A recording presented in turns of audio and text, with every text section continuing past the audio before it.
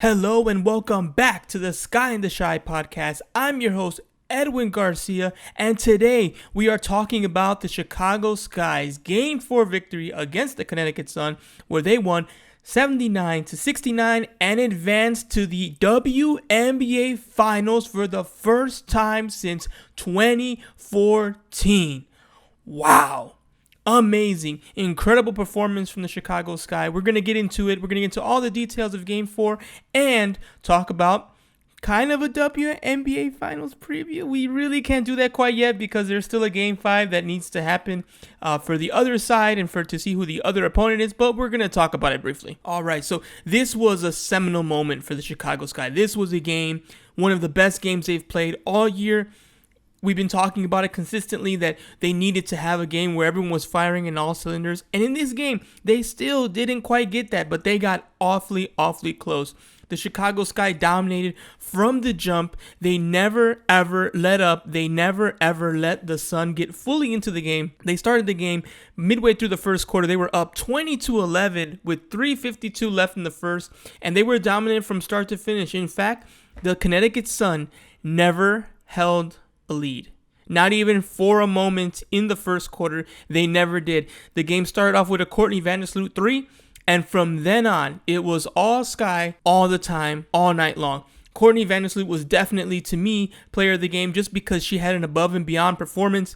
19 points, 4 assists, 4 rebounds, nothing big there, but 5 for 6 from three-point range. I mean, you would have thought she switched with Allie Quigley with the three-point shooting ability there. That was absolutely spectacular, absolutely fantastic. 7 of 13 from the field, shooting over 50%. She was incredible.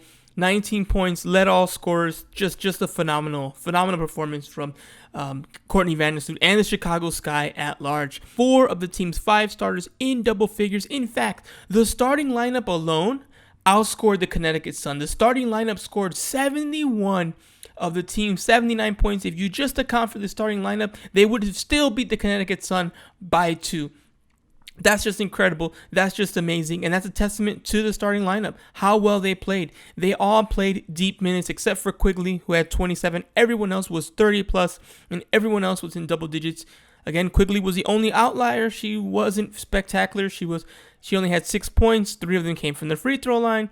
She had 1 3, 1 for 4. Again, not her best moment, but you know what? There were so many incredible performances all around from the Chicago Sky that it didn't really matter. They just overwhelmed and dominated the Connecticut Sun. And you have to feel for the Connecticut Sun. They just really couldn't get anything going. Jones played well. Dwana Bonner did not have a good game. Alyssa Thomas did not have a good game. They just didn't have enough, and I don't know how, honestly, they recuperate from this. They were supposed to be the team that won. This was supposed to be their year, and I know that statistically they're still there, top seed, another really strong season, but they just have a problem with the playoffs. And yes, it's about matchups. Yes, it's about how you stack up against this current opponent. And that's one thing I think fans and media, everyone just needs to remember about the playoffs. It's not about what you did in the regular season. It's how you match up versus the opponent in front of you. And that was one of the Connecticut Sun's problems is they don't match up well with some of the top teams. They've shown that consistently. I don't think they match up well with the Aces. I don't think they matched up well with the Storm. I don't think they match up well with the Sky. And those are the kind of teams you have to beat to win a championship. You're going to have to likely go through one of those 3 at this point, the way the WNBA is set up. You're going to have to go over one of those 3 teams. And I think they had matchup problems with all those teams. We talked about it before. I've harped on it so much. Oh, they're a good defensive team. Not against the Sky. They weren't. They had trouble in the regular season. They had trouble all series long. They just could not do the same things they could do in the regular season. They weren't as effective in stopping the offense. They weren't as effective with their bigs. They weren't able to slow down the guards. Kalia Copper ate all series long. All series long, Kalia Copper was able to do what she wanted. And they either got a spectacular game from Vandersloot or Quigley just about every single game, including tonight when Courtney Vandersloot had another amazing 19-point performance. Quigley was off. Again, they switched off every now and then. But they couldn't control the guards, and their strength didn't become their weakness, but it cancels it out. Parker and Stevens And at times, Dolson did an incredible job defending and scoring and matching the intensity of the Connecticut Sun. A prime example, I said the battle of the boards mattered, right? In this game, 34-33. That's basically a wash. The Chicago Sky look at that as a win, even though they were out-rebounded by 1, because 1 is a marginal difference. You can survive being out-rebounded by 1. It's when you're out-rebounded 8, 9, 10, 12 rebounds that it's a problem. 1 rebound, no big deal. That's fine. It's not going to make enough of a difference.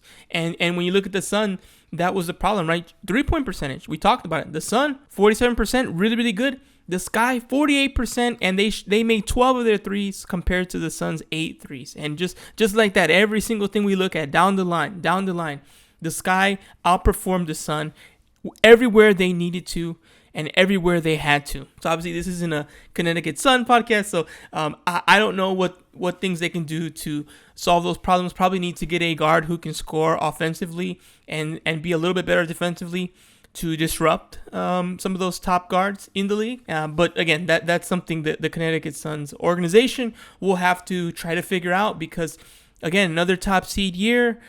The WNBA MVP was on the roster, coach of the year, and all you have to show for it is 1 playoff win. It doesn't even matter that you lost to a top team. It just looks bad. And if the goal is a championship, you have to figure out what you're missing and how you can get it to get there. But anyway, the Sky, again, amazing performance.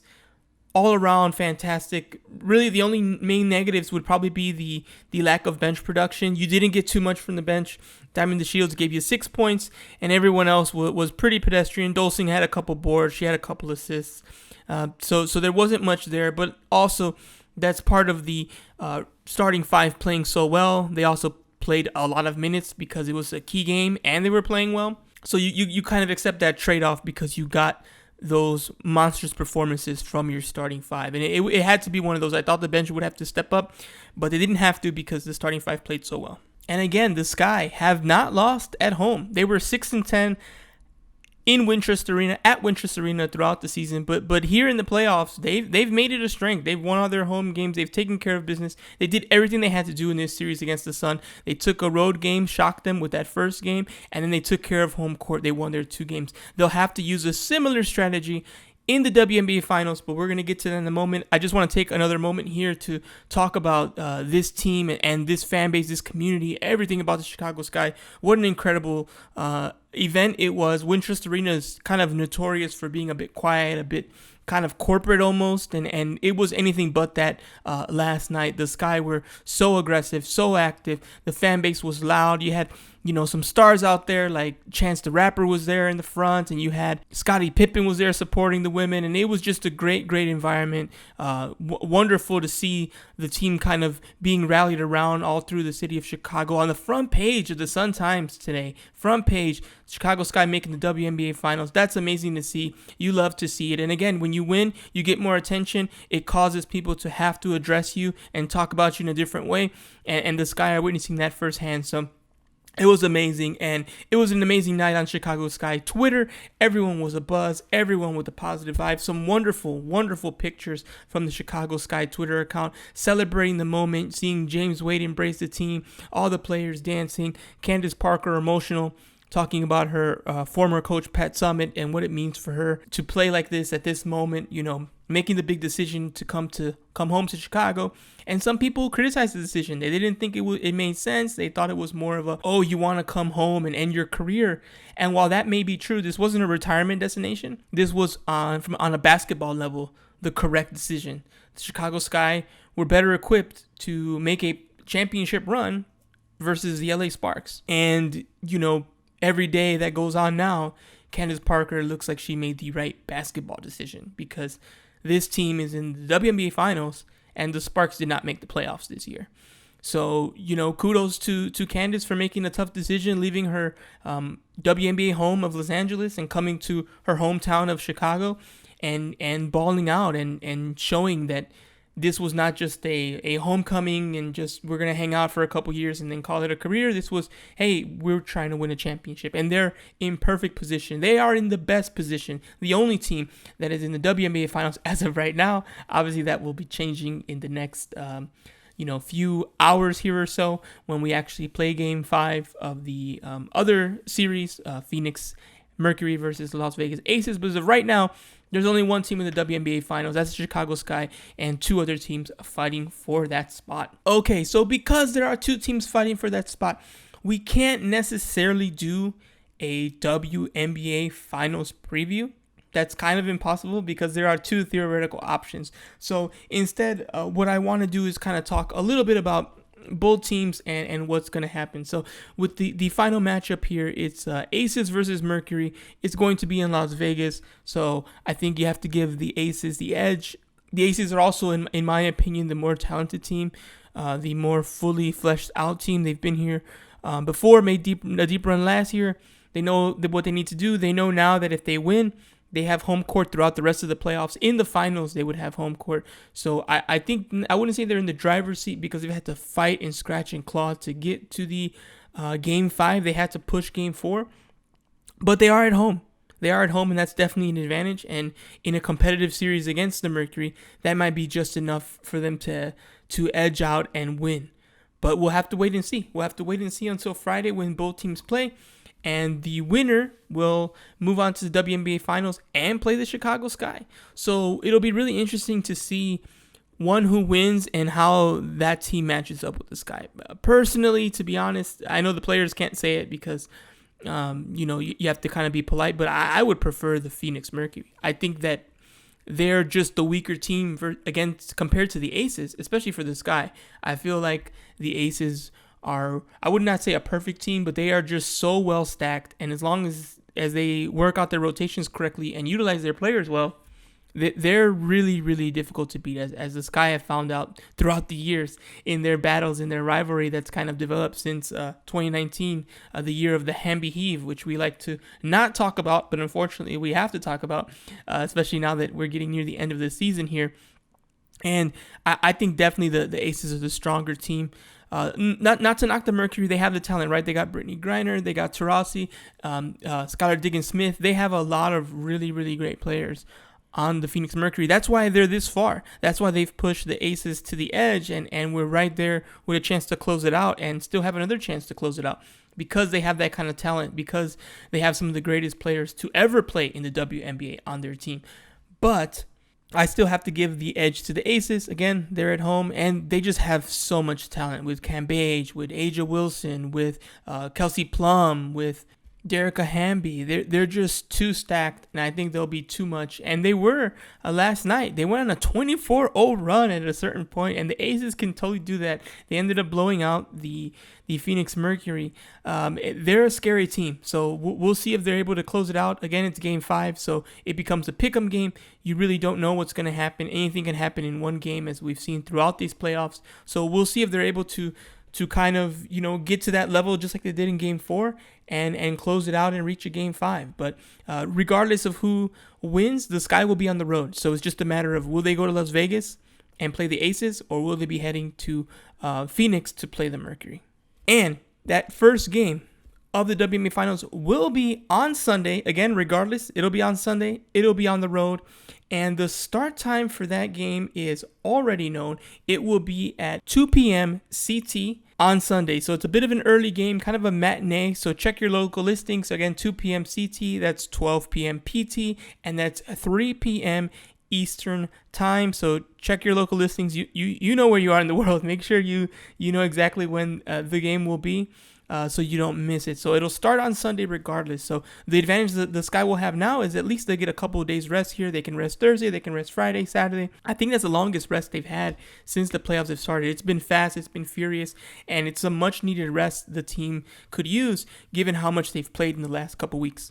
So again, they'll be on the road, and we'll find out Friday evening after the Game 5 is over who the Sky are going to play. I'm really excited about it, as I'm sure everyone else in Skytown is. Big game. It's been a long time, and now they're in a chance to make history, win the first championship in Chicago Sky history. They're right there. They are now not only knocking on the door, that door is banged open, as James Wade would say with the knocking on the door reference with Candace Parker. They're right there. Perfect situation. Only thing they're missing is home court, and they can steal home court if they get this game won. which is going to be what their plan is going to be once they know who their matchup is. Stealing that game one, then the same strategy. Steal game one or game two, doesn't matter, but you need one of those two, and then win your home games. That's the recipe. Try to close it out in 5 and win your home games. So we'll see if they're going to be able to execute on the same idea when they play game one on Sunday against either Phoenix or Las Vegas. And I know on Twitter there's been a lot of conversations on what this means for the Chicago Sky, what this means for this organization. Obviously, it's a tremendous accomplishment. But again, the job is not finished. So I'm not gonna get sappy just yet. I almost did after the game last night. I almost went out and tweeted out all my feelings on what this team means to me, what the WNBA means to me, what the Chicago Sky means to me. But I said, you know what? No. They need to win the championship for me to drop these soliloquies down. The job's not finished, and it's been great. It's been amazing. In my opinion, this team is already the greatest Chicago Sky team of all time based on what they've done and how they've done it. You have to put them up there. 3 All-Stars, a few All-Stars on the bench, an Olympic gold medalist on the bench. And even though the regular season was mediocre and subpar, they show that when push comes to shove, they're a really tough team to beat, and no one has been able to do it in the games that actually matter in the playoffs. No one's been able to pull it off, so you got to give them respect for that. They've made it this far. They've beaten all the teams that have been placed in front of them, and there's only one left, and we're going to find out who that is, and we're going to find out what they do. So we'll see. I'm not going to give them those flowers just yet, but what an amazing run. Already, it's already an amazing accomplishment, in my opinion. Already the best Chicago Sky team ever. The question is, can they finish the job? Can they finish the job, and can they win the 2021 WNBA championship? Oh my goodness, it's gonna be so good. It's gonna be so good. I'm so excited. So I'll be back here on the pod after game one. Luckily, game one ends a bit early, so I should be able to immediately kind of do a pod and really dedicate all the time that I want to get this done and have this be at the highest quality possible. So that's what I'm going to be working really hard on Sunday. Watching the game, doing the recap, going to the post-game press conference virtually, and then coming up and immediately doing the podcast. So this pod didn't have any video. I was having some issues with my cameras and my computer, but we're going to be just fine for that. I'm sure it's a temporary setback, so I'll make sure that there's video for the next pod. In case you watch on YouTube, if you don't watch on YouTube, then the video obviously option doesn't really matter. I like having video up there just because it's good to just have it on YouTube. There's not really much you get besides just me looking at the camera, but it's good. And who knows, maybe in the future we can add some more images and things of that nature to make it a little more compelling. But I just like having the option because I like sometimes listening to podcasts with people with their face just talking on the camera. You just see their room and they're just talking in there. I think it's better than nothing. This week it won't be that way, or this episode at least, but experimenting with different ways to distribute the podcast and ways to make it more interesting. So again, we'll have another pod, and like I said, the Sky have stepped up, so I keep stepping up. I'm doing a recap podcast after every single game, and Sunday will be no different. I'll have it up either late Sunday night or early Monday morning. I have to decide what I think, 1, how long it takes me to edit, and 2, what I think would be best for everyone to see it. Maybe early in the morning on Monday might be ideal. I'm going to figure that out. But either way, Sunday night, Monday morning, the recap will be up. There should be no problems with that. And there really should be no problems with all the other games. I have my schedule ready to go, and we have at least 3 more games coming up, maybe up to 5. We'll see. Again, the WNBA Finals is a best of 5 format. Best of 5, first to 3.